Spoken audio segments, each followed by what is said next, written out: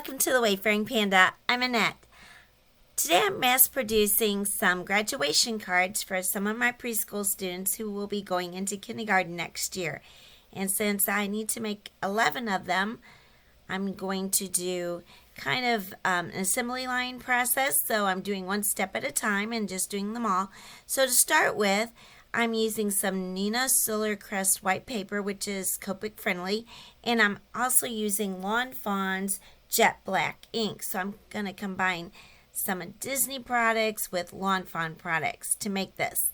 So first of all, I'm stamping the graduation hat, and I'm going to use my brother's Scan and Cut to cut them out because I do not have the dies for this.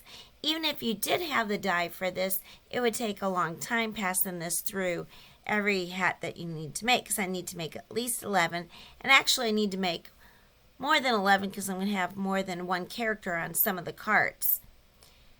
So one tip if you're using a cutting machine is to just stamp them first and cut them out and then color.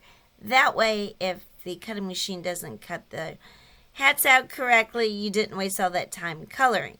And you'll also see some of these hats didn't stamp completely, but that's okay because I'm going to do the whole page. They'll give me plenty in case I mess up any, and also I have them for future projects.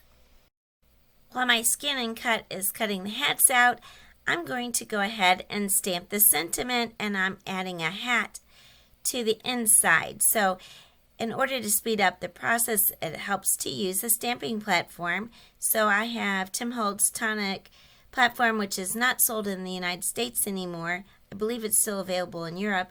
You can also get something like the Misty. And this way you just set up your stamps, and then you just stamp, and then you can keep putting new pages in here so you don't have to reposition your stamps for every card. Also, if you don't get a good stamp, you can also stamp again. So you'll see I had trouble getting it positioned because of the magnet, and then I moved the magnet.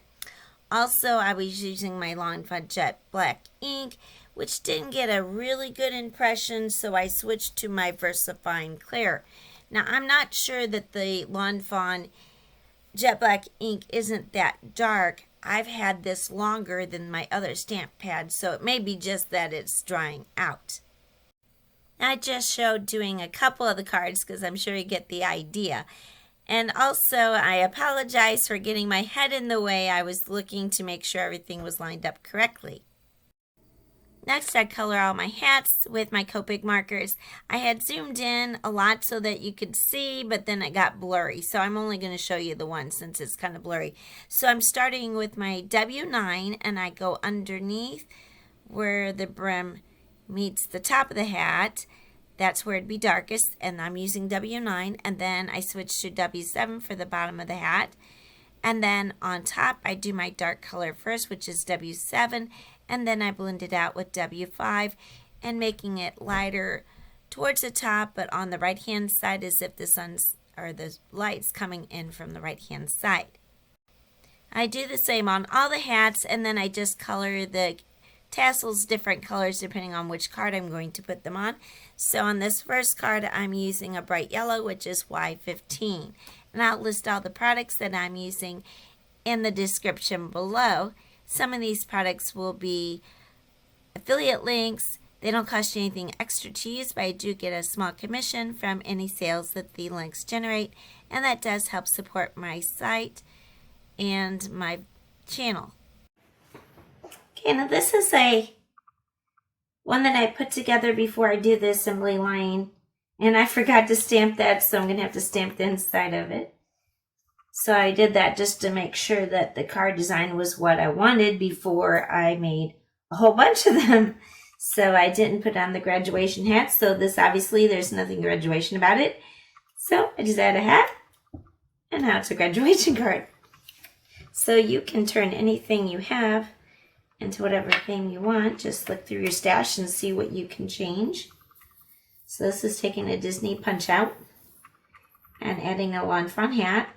And I'm sure there are a lot of different companies. I also had cut out animals that you make from die cutting with Elizabeth Craft Designs, and there was a set that had hats also with a graduation hat. but the Lawn Fawn was the right size that I needed. So just look through your stash and, you know, maybe you wanted to make this a birthday card. And then you would just put a birthday hat. There you go. So now Winnie the Pooh is a preschool graduate. So now what I did to assembly line, I went ahead and cut everything out that I wanted. And I mostly did die cutting. And I did that, cut everything all at once. So it's all ready, just like you saw me do all the stamping. Then I did the coloring and I did all the cutting. So where these elements came from, of course, this is just regular cardstock. And I just cut out colors to go with the paper that I picked out. And so that was the hardest thing. That took me a long time figuring out which colors I wanted. So the paper I'm using, this is old, is from Paper Pizazz School Days with Pooh. And I got in this bag, I think at Joann's, probably in the 90s, because that's when I started scrapbooking. And I lived in Florida at the time, so I was doing a lot of Disney type things because I worked at Disney. So I had all these and I had never used them. The plan was to make some scrapbooks of my cousins and friends' kids when they give you all those school pictures. But I never did get around to doing that. So I thought, well, these are school. These will be great for preschool graduation cards. So I just picked out 3 of the papers, and I used a Lawn Fawn die to cut out my base, which is this. And that was just their, not sure if it's on here because I put out these in packages. I'll put it in a list, but it's their large stitch die. And then I used this set, which is the outside in and the largest of that, to cut the pattern paper because I want to make it like that. And the circle I cut out with these art impressions, double stitch dies, or it could be single stitched. But it does an outside just like the outside in on the Lawn Fawn. You could use Lawn Fawn circles. I did have those, but this one has more sizes. So those had the size I wanted. And there was some that I cut bigger circles, so I had more choices. So I used this one and the second to largest and the third to largest on this. But whatever circle dies you have, you can use. And then, of course, you've seen the hat. And then I just did some punch outs, and that's from the Paper Pizazz from that same collection. And this is called Paper Pizazz Pooh Punch Outs. And so there was ones that went with different paper sets, some that went with more of the education and things like that, and some went with other lines I had with Pooh. So I just picked out whichever ones I thought went good. And then for my sentiment on the outside, I'm doing this. And all this is from Lawn Fawn, and this is from a totally different set, which is called Yay Kites, and it has Yay. So this is the stamp set, but I actually used the die and I cut the coordinating paper in 2 different colors because I wanted to use the paper that I picked that coordinated with it. So, and you could use whatever sentiment you had. I just picked that because I thought it kind of went. You could do congratulations, but my kids can't even read yay, let alone congratulations. So I thought that would be something more they would say anyway. I thought that would be better. So we're going to start with one of our card bases that we made. And I'm going to go ahead and get this lined up. And you'll notice sometimes when I cut these card bases, I don't know why. I don't think my cutting... We used to have a guillotine trimmer that did a lot better, and then we had a flood in our basement. It got rusty, so we can't use it anymore. And then we got this new one. Well, it's not new, but it's an old antique one. And I also have a Fiskars, but I don't know. They never seem to cut quite right, so I'm not going to worry about it because it's handmade. Nothing's perfect. And the other thing is, sometimes what I do, if the card base that I'm making here, or the card Here, we'll straighten it out a little bit. There we go. Okay. Okay, that seems better. But now if you put this on here, because when I cut it with the die, they're pretty much straight and even. But sometimes this one's turning out pretty good. There might be a little white right here by the time you add it on. But what I can do is I just take my guillotine trimmer and kind of trim where there's a little white if you're worried about that. I'm giving them to 5-year-olds, so I'm probably not going to worry about that. But there you go. So here's how we're going to assemble.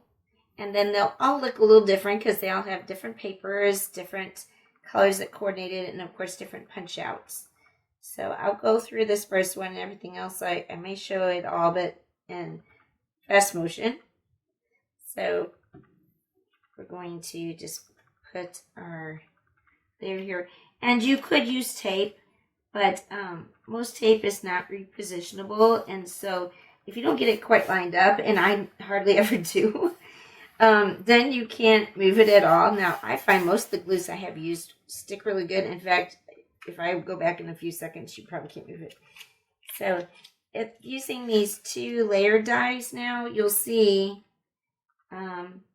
I used, now if you use the ones in the same set, as far as Lawn Fawn goes, there'll be a bigger border, but since I used the outside in and then the large dies, and I think it would work the same if you use the small dies. I'm not sure because they go 1/4 inch in different ones. So anyway, so it'd have a smaller border around, which is what I wanted.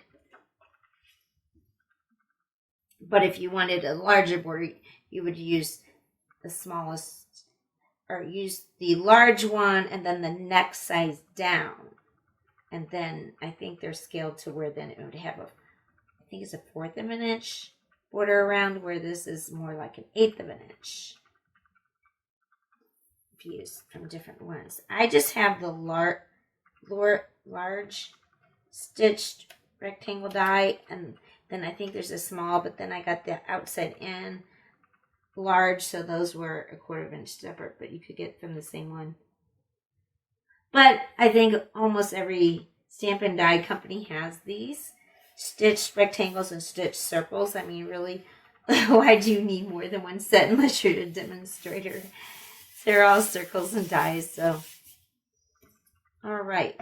Now what my thought was, and I'll look here how I did this. I decided to do the yellow on the background. Maybe you could do, this too, whichever you like. I'm not sure. I ended up deciding I liked purple on top. Maybe because I like purple better. I don't know. But it doesn't matter. Whatever you like. But anyway, if you do 2 different colors here, then you could, and that's why I decided not to do the stamp. Now you could stamp, and then if you do this die, leave a white border.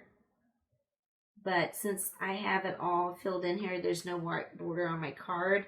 I wanted it all the same colors because I thought the white would not look good since I didn't leave any white border anywhere. Except on the punch out. There is a punch out. On the punch out, there is a border around Winnie the Pooh.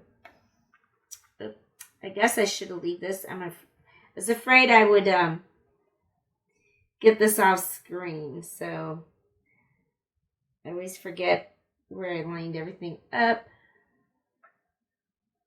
Anyway, then you just kind of put it together, offset it. You could go like offset on the top or the bottom. It doesn't matter. Whatever looks good to you. And then I'm going to put glue on the back. And this is Nuvo Deluxe glue I'm using. I really like it because it doesn't have a real fine point, but it's fine enough for mostly what I do. I did try the art glitter glue. Now I found out it seemed kind of thin, but I think it's because it maybe wasn't shaken up, but someone mentioned that, or something to do more with the temperature. But that one always, you have to keep a pen in it where it clogs up, and you're always having to go through and poke a hole in it to get it to not be clogged up.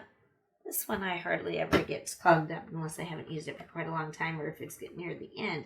So I like it better. And yes, this isn't like the real needle nose point, but neither is the art impression or the art glitter glue. But then you have to buy one. Now this may be different with each one is where you want to put the circle, depending on. I picked this one because it says you're the best. It's hard to read probably on camera, so I thought that went appropriately.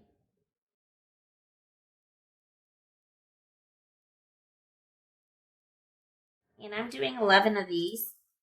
So you already seen the first one. And so you see that those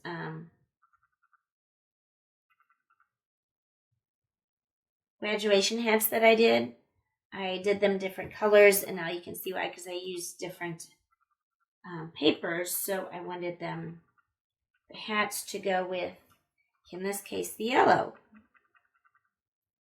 I have to see where I want to put his hat so it doesn't look like his ears sticking out. Looks like it's covering his eyes. There we go. Okay. So I'll probably speed up the other ones because I think you get the idea, but then you keep doing this. And I have them all, so now it's just the gluing process. So I think what I'll do is I'll just show one. This one I did 4 of the yellow, and then I did 4 of the maroon, and then there's 4.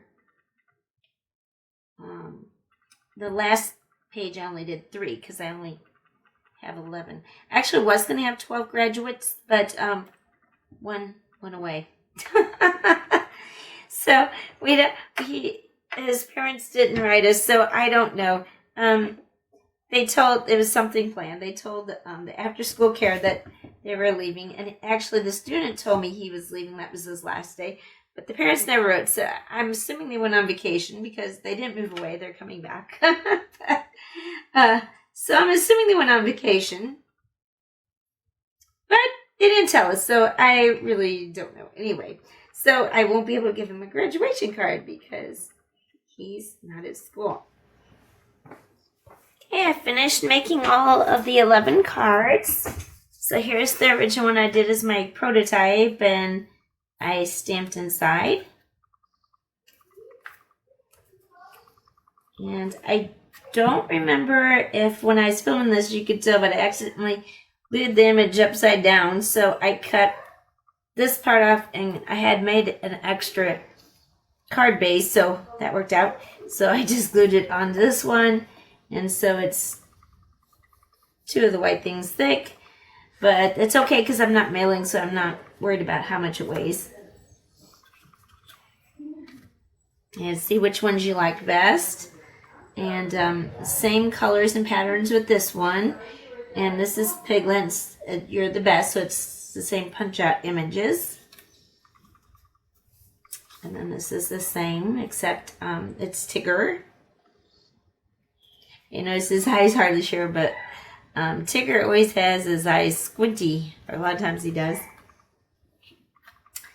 Oh, the big thing with the stamped images is the graduation hat's the same size, so it's also, sometimes it seems like it'd be better if the tassels on the other side, but, and I think you could do that with reverse stamping, which I'm going to try at some point, but I didn't want to try a new technique when I was trying to get all these done. So anyway, here's the other next pattern paper, and I did most of these with the dark blue, and I had a hard time deciding whether I wanted the back of the U to be the maroon and then the maroon on top, but I decided the blue showed up better. And I don't really know if you can tell that it has an outline, but at least it gives it dimension anyway. And then the same thing, and it was a good thing I made a whole bunch of extra hats, so because I forgot that a couple of my images had 2 of them. So this is Winnie the Pooh and Piglet. So let me know which of these you like the best. Maybe you have a certain favorite Pooh character. And then this is the reason I picked the blue, because most of them had some blue with the books or the Eeyore, so I kind of went with that color. Now with this paper, you see I used the kind of royal blue color, but I didn't think royal blue went good with the sticker image because there's no blue in them.